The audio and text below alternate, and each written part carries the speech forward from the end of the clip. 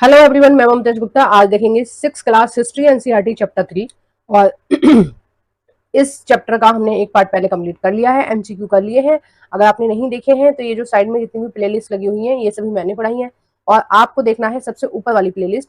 सबसे ऊपर वाली प्लेलिस्ट में आपको अगर थ्योरी देखनी है पहले दूसरे तीसरे चैप्टर की तो आप थ्योरी देख सकते हैं, और अगर आपको एमसीक्यू देखने हैं तो दूसरी वाली जो प्लेलिस्ट है, जो एमसीक्यू वाली प्लेलिस्ट है, उसमें आप एमसीक्यू देख सकते हैं। ठीक है, हिस्ट्री की 2 प्लेलिस्ट है, हर सब्जेक्ट की 2 प्लेलिस्ट है, क्योंकि एक प्लेलिस्ट में आपको सारी थ्योरी मिलेगी सारी चैप्टर्स की, और दूसरी प्लेलिस्ट में आपको सारी चैप्टर्स के एमसीक्यू मिलेंगे। ठीक है, तो आपको थ्योरी देखनी है थ्योरी वाली प्लेलिस्ट, एमसीक्यू देखनी है एमसीक्यू वाली प्लेलिस्ट। और इन दोनों ही प्लेलिस्ट की लिंक जो हिस्ट्री की है आपको इसी वीडियो के डिस्क्रिप्शन में मिल जाएंगी। और इन सभी वीडियो की प्लेलिस्ट आपको चैनल जब आप ओपन करोगे तो प्लेलिस्ट वाले ऑप्शन पर जब आप क्लिक करोगे तब सारी वीडियोस सारी प्लेलिस्ट आपको खुलकर दिखाई देंगी।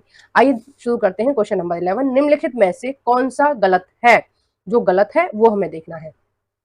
ए है, मोहनजोदड़ो से कपड़े के टुकड़े व चांदी का फूलदान मिला है। बी है, देखो ये सही है, बी है मेहरगढ़। मेहरगढ़ कहाँ है? ये पाकिस्तान में है आपका। ठीक है, और आपका मोहनजोदड़ो भी पाकिस्तान में ही है। में कपास की खेती के साक्ष्य मिले हैं, यानी कि जो मेहरगढ़ है उसमें कपास की खेती होती थी, तो ये भी सही है। सी है, मेहरगढ़ से फेयांस से बनी तकलियां मिली हैं, तो ये भी सही है। देखो फ्यांस किसको बोलते हैं? फ्यांस ये आपके जो पेड़ पौधे होते हैं ना, पेड़ पौधों, कुछ पेड़ इस तरह के होते हैं कि उनसे गोंद निकलती है ना। उस गोंद में कुछ विशेष प्रकार के पत्थर को कूट के, ठीक है, उसका चूरा बना लेंगे, उसकी बालू बना लेंगे पत्थरों की, और उस बालू को इसमें मिला देंगे। ठीक है, या फिर ये लोग ऐसा करते थे, जो नदियों में रेत निकलता है ना, उस रेत को लेते थे और उस रेत को उस गोंद में मिला देते थे। गोंद ऐसा होता है जैसे आप किले टाइप आप मान सकते हैं, है ना। तो वो लिक्विड में होता है गोंद। फिर वो उसको 2-3 दिन आप रखोगे, सुखाने के लिए आप छोड़ दोगे तो वो फिर ठोस हो जाता है, फिर वो टूटेगा नहीं। ठीक है, तो उसकी तकलियां भी बनाई जाती थी फ्यांस से, और उसके वो भी बनाए जाते थे, मन के वगैरह आभूषण बनाए जाते थे महिलाओं के लिए। तो ये सारी चीजें बनाई जाती थी। एक बार मैंने कहीं क्वेश्चन देखा था कि फ्यांस क्या चीज है, तो आप बताना फ्यांस क्या है? गोंद प्लस पत्थर के चूरे, ठीक है, या बालू मिक्स करके बनाया जाता था फ्यांस। एक तरह से बिल्कुल ऐसे ही काम करता था जैसे आजकल प्लास्टिक काम करता है ना, कि प्लास्टिक की सारी चीजें मिलती हैं आपको, मग्गा है, बाल्टी है, ये सारी चीजें, तो उस तरह से फ्यांस का प्रयोग किया जाता था। डी है, धौलावीरा में बंदरगाह के साक्ष्य मिले हैं। धौलावीरा में नहीं मिले हैं, धौलावीरा हमारे देश में है। धौलावीरा कहाँ पर है? गुजरात में है। लेकिन बंदरगाह के जो साक्ष्य मिले हैं वो आपके मिले हैं लोथल में। ठीक है, और लोथल कहाँ है? खंबात की खाड़ी में है। ठीक है, खंबात की खाड़ी के आसपास की ये सभ्यता है लोथल, वहां से ही साक्ष्य मिले हैं, है ना।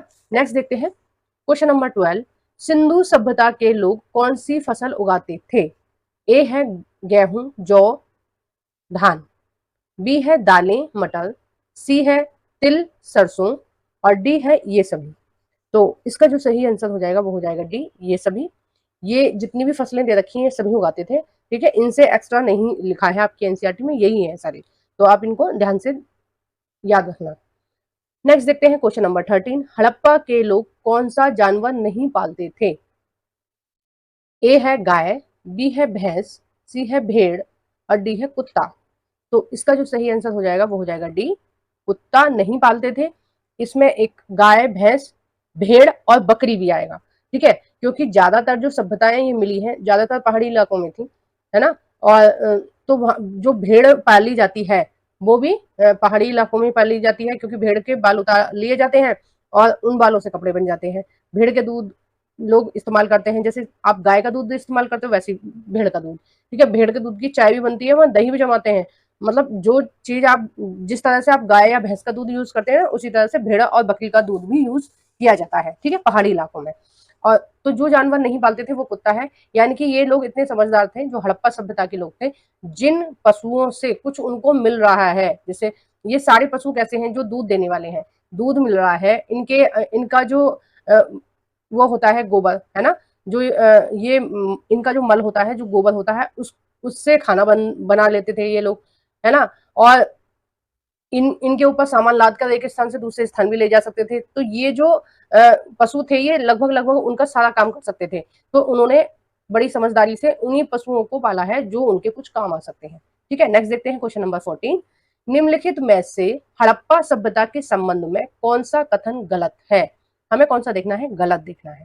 ठीक है, आइए देखते हैं। ए, धौलावीरा, धौलावीरा मैंने आपको बताया गुजरात में है। नगर को 3 भागों में बांटा गया था।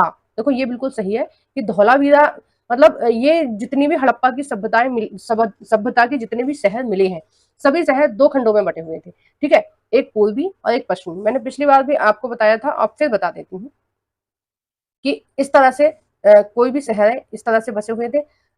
ये 2 भागों में डिवाइड थे। इधर वाले भाग को पूर्वी बोलते थे और इधर वाले भाग को पश्चिमी। ठीक है, तो इस तरह से बटा हुआ था ये शहर। ज्यादातर सारे शहर इस तरह से बटे हुए थे। लेकिन जो जब धौलावीरा की खुदाई हुई तो धौलावीरा में क्या पाया गया कि शहर 3 भागों में विभाजित था। ठीक है, कितने भागों में विभाजित था? 3। और केवल धौलावीरा ही एक ऐसा शहर है जो 3 भागों में विभाजित था। ठीक है, नेक्स्ट देखते हैं बी। हड़प्पा के ज्यादातर शहरों को 2 भागों में विभाजित किया गया था। बिल्कुल सही है। सी है, धौलावीरा में हड़प्पा लिपि के अभिलेख मिले हैं।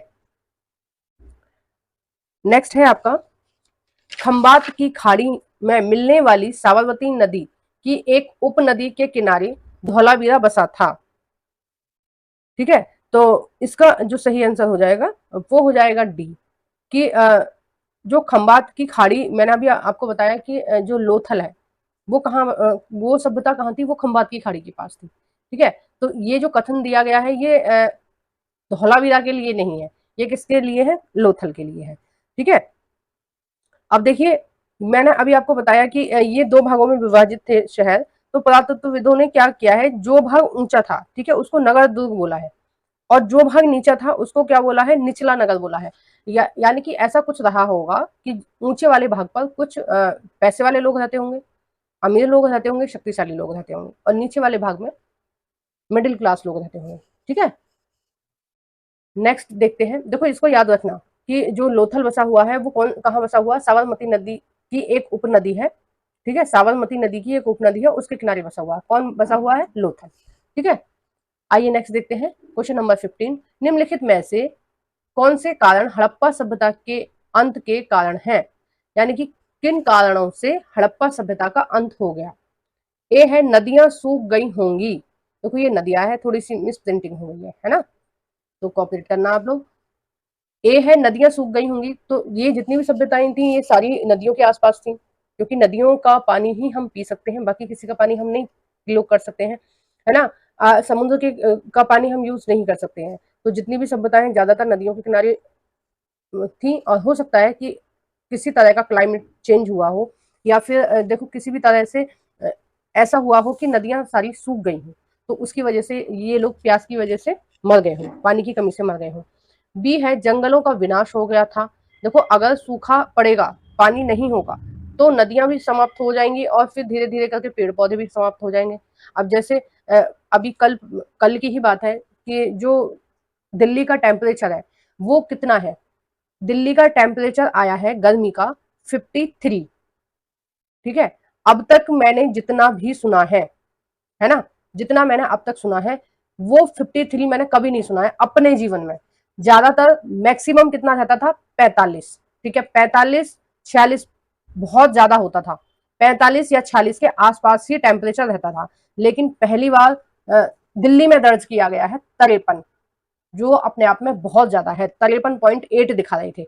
तो इस तरह से हो सकता है क्लाइमेट चेंज हुआ हो, पर्यावरण में परिवर्तन रहा हो, और ये 60-70 तक पहुंच गया हो, और उसकी वजह से नदियां सूख गई होंगी, थोड़ी किल्लत हो गई होगी। अभी देखिए अगर आप दिल्ली में रहते हैं तो पानी की थोड़ी सी किल्लत हो गई है। ठीक है, न्यूज में आ रही है कि एक ही टाइम पानी आता है, आएगा अब से, और हमारे घर एक ही टाइम पानी आ रहा है, कम से कम 7-8 दिन हो गए हैं। ठीक है, सुबह को ही आता है पानी, शाम को नहीं आता है, तो हमें थोड़ा कम पानी में ही काम चलाना पड़ रहा है। तो इस तरह से पानी की कमी हो गई होगी, जंगल नष्ट हो गए होंगे। अब हम लोगों के पास क्या है? टंकी वगैरह है, तो हम लोग संचय करके रख लेते हैं, है ना।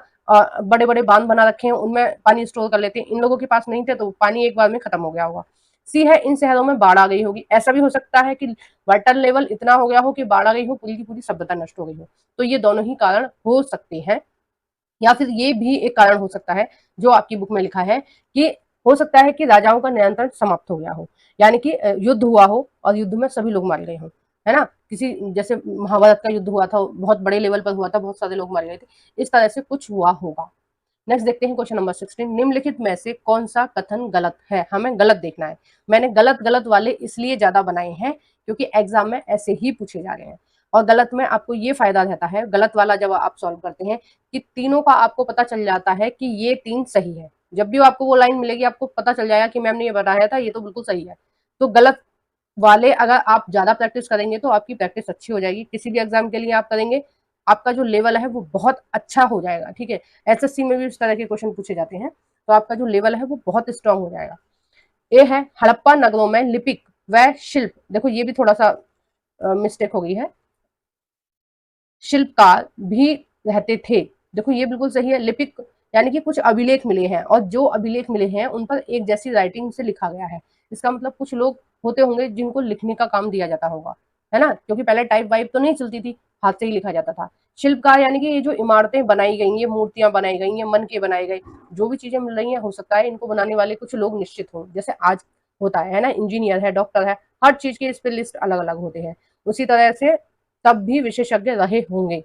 बी है कुछ विशेष कार्य के लिए मोहरों का प्रयोग किया जाता था, हाँ कुछ विशेष कार्यों के लिए किया जाता था, कौन से थे वो विशेष कार्य, जैसे सामान एक स्थान से दूसरे स्थान जा रहा है, ठीक है, तो उसके लिए ये चीज प्रयोग करते होंगे कि मोहर, वो क्या करते थे कि किसी बॉक्स में सामान को रख दिया और उसके ऊपर गीली मिट्टी लगाई और उसके ऊपर मोहर छाप दी, अगर वो मोहर के साथ छेड़छाड़ हुई है तो जो सामने जिसको डिलीवरी दी जा रही है सामान की, जहां सामान भेजा जा रहा है, वो समझ जाता था कि इस बीच में इसमें कुछ गड़बड़ हुई है, ठीक है, तो इसलिए इनका प्रयोग किया जाता है। सी है यहाँ के धनी लोग सोने की मोहरें बनवाते थे, ऐसे कोई साक्ष्य नहीं मिले हैं, ज्यादातर मोहरें मिट्टी की मिली, उसकी पत्थर की मिली है, ठीक है, पत्थर पर कुछ लिखा गया है, लकड़ी की मोहरें नहीं मिली है इतनी ज्यादा, है ना। तो सोने की मोहरें, ऐसा नहीं है कि जो धनी लोग थे वो सोने की मोहरों से काम चलाते होंगे, ठीक है, क्योंकि सोने की मोहरों के कोई साक्ष्य नहीं मिले हैं, तो इसका जो सही आंसर हो जाएगा वो सी हो जाएगा, क्योंकि उन्होंने गलत पूछा था, ये वाला गलत है। नेक्स्ट देख लेते हैं डी, इन नगरों में घर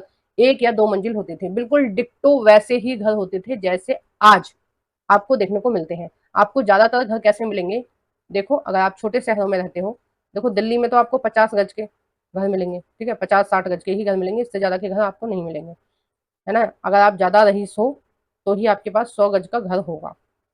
देखो इस तरह से होते हैं घर, इधर एक कमरा, इधर एक कमरा, इधर एक कमरा, इधर एक कमरा, इधर एक कमरा, इधर बीच में क्या था, आंगन, उसी बिल्कुल ये इसी स्टाइल से सारे घर मिले हैं इस सभ्यता में। नेक्स्ट देखते हैं क्वेश्चन नंबर 70, हड़प्पा सभ्यता के नगरों में मनकों का निर्माण किस पत्थर से किया जाता था। ए है कार्नियल, बी है लाल पत्थर, सी है ला लाजावर्त, डी है फ्यांस। तो इसका जो सही आंसर हो जाएगा वो हो जाएगा कार्नियल, ठीक है, कार्नियल पत्थर के मन के बनाए जाते थे, मन के मतलब जैसे आजकल आप देखते हो ना कि एक अजीब अजीब से गले में पहनते हैं, वो पत्थर टाइप के कुछ पहन लेते हैं, है ना, और कानों में पहनती हैं लड़कियां, थोड़े अजीब से लगते हैं वो देखने में पत्थर जैसे होते हैं वो, तो इसी तरह से उस टाइम में भी बनाए जाते थे, है ना, पत्थरों से चीजें बनाई जाती थी, और ये मुझे लग रहा है ये जो आजकल फैशन चल रहा है ना, ये इसी पर आधारित है कि पहले ऐसे बनाए जाते थे, इसलिए अब पत्थरों के ये बना रही हैं लड़कियां, ठीक है। मैंने कहीं इनको देखा शिप्पियों के भी पहन के घूमती हैं, और कौड़ियों के पहन के घूमती हैं, जिनसे हम पहले खेला करते थे, उनके इयरिंग्स बने हुए होते हैं उनके, तो इसी तरह से एक कार्नियल नाम का पत्थर था, वो बहुत स्ट्रॉन्ग था, चमकदार था, उसके मन के बनाए जाते हैं, यानी मोती वगैरह बनाए जाते थे, ठीक है, जिनसे माला वगैरह कुछ भी बनाई जाती है। क्वेश्चन नंबर 18, हड़प्पा सभ्यता में बाट बनाने के लिए किस पत्थर का प्रयोग किया जाता था। देखो हड़प्पा सभ्यता में बिल्कुल इस तरह से ही सभ्यता थी जैसे आज की सभ्यता है, उसमें बाटों का प्रयोग किया जाता था, और जो बाट होते थे वो कौन से पत्थर के होते, वो चार्ट पत्थर के होते थे, ठीक है, ध्यान रखना, कार्नियल पत्थर से क्या मन के बनाए जाते थे, चार्ट पत्थर से ये बाट बनाए जाते थे, शायद स्ट्रांग होता होगा इसलिए इससे बनाए जाते होंगे, या कुछ होता होगा, व्हाइट कलर का पत्थर ही आपकी एनसीईआरटी में दिखाया गया है, ठीक है। नेक्स्ट देखते हैं क्वेश्चन नंबर 19, मेहरगढ़ जो पाकिस्तान में है, इस शहर में कपास की खेती कितने वर्ष पहले होती थी, ठीक है, ये बहुत इंपॉर्टेंट है और मैंने देखा है एक दो बार। ए है 2900 वर्ष पूर्व, बी है 7000 वर्ष पूर्व, सी है 6000 वर्ष पूर्व, डी है 8000 वर्ष पूर्व। तो इसका सही आंसर हो जाएगा 7000 वर्ष पूर्व यहाँ पर कपास की खेती होती थी। ठीक है, और ये इस वीडियो का लास्ट क्वेश्चन है, क्वेश्चन नंबर 20। हड़प्पा शहर किस नदी के किनारे बसा था? ए है रावी नदी, बी है सतलुज नदी, सी है झेलम नदी, डी है चिनाब नदी। तो इसका जो सही आंसर हो जाएगा वो हो जाएगा ए रावी नदी। और इसकी एक शॉर्ट आपको मिलेगी 1-2 दिन में, आप उसको जरूर देखना। उस शॉर्ट में मैंने बताया है कि कौन सा शहर किस स्टेट में है, तो वो मैं अपलोड कर दूंगी 1-2 दिन में, आप उसको देख लेना। और उसमें मैंने ये भी बताया है कि कौन सी नदी के किनारे कौन सी सभ्यता थी। ठीक है, तो आपको मेरी वीडियो कैसी लगी है प्लीज कमेंट बॉक्स में बताइए। वीडियो को जरूर से लाइक कर देना। अगर आपने अभी तक मेरे चैनल को सब्सक्राइब नहीं किया है तो प्लीज मेरे चैनल को सब्सक्राइब कर देना। ठीक है, बेल आइकन को प्रेस कर देना ताकि जब भी मैं वीडियो अपलोड करूँ आपको उसका नोटिफिकेशन मिल जाए और आप उसको क्लिक करके देख लें।